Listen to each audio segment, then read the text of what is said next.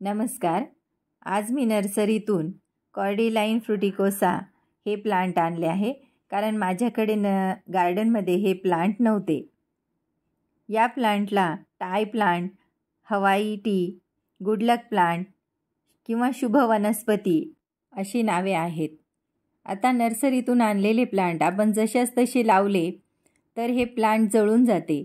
त्याचे कारण मी तुम्हाला आता सांगत आहे. कारण ही जी नर्सरीतून आणलेले प्लांट असते आणि ही जी माती असते त्यामध्ये भरपूर प्रमाणात खतं टाकलेली असतात आणि आपण तसंच प्लांट जर आपल्या कुंडीमध्ये लावलं तर हे मात्र येत नाहीत आणि यामध्ये भरपूर मुळ्यासुद्धा वाढलेल्या असतात. म्हणून याची ग्रो आपल्या घरी कुंडीमध्ये लावल्यानंतर होत नाही. म्हणून काय करायचं, नर्सरीतून प्लांट आणल्यानंतर ही सर्व लाल माती काढून टाकायची आणि याच्या ज्या जास्त प्रमाणात वाढलेल्या ज्या मुळा असतात त्यासुद्धा कट करायच्या. त्यानंतर आपल्या कुंडीमध्ये हे प्लांट लावायचं. मी हे प्लांट लावण्यासाठी कुंडीमध्ये माती तयार केली आहे. त्यामध्ये एक भाग बागेची माती, एक भाग वर्मी कंपोस्ट, एक भाग कोकोपीट, शेणखत आणि थोड्या प्रमाणात बोन मील असं सर्व मिळून मिक्स करून ही माती तयार केली आहे. बघा, या प्रकारे आता लावण्यासाठी हे झाड तयार केलेले आहे. थोड्याशा मुळ्या कट करायच्या, जास्त पण कट करायच्या नाही. आणि नर्सरीची माती जर घट्ट असेल तर मात्र हे झाड पाण्यामध्ये थोड्या वेळ भिजत घालायचे, म्हणजे माती आपोआप मोकळी होते आणि झाडाला काही इजाही होत नाही.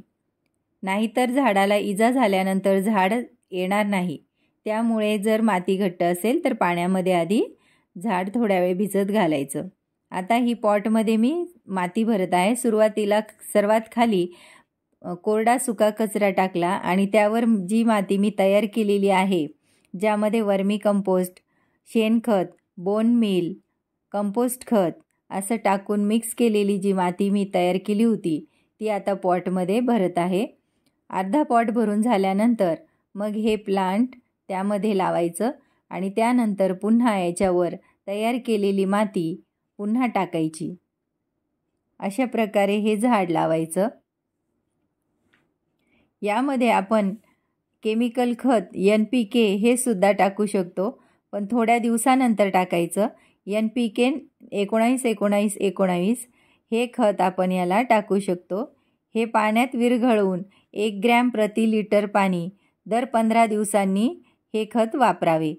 NPK म्हणजे नायट्रोजन, फॉस्फरस आणि पोटॅशियम हे झाडांना मिळत असते. नायट्रोजनमुळे पाने हिरवीगार होतात किंवा याचा रंग डार्क होतो.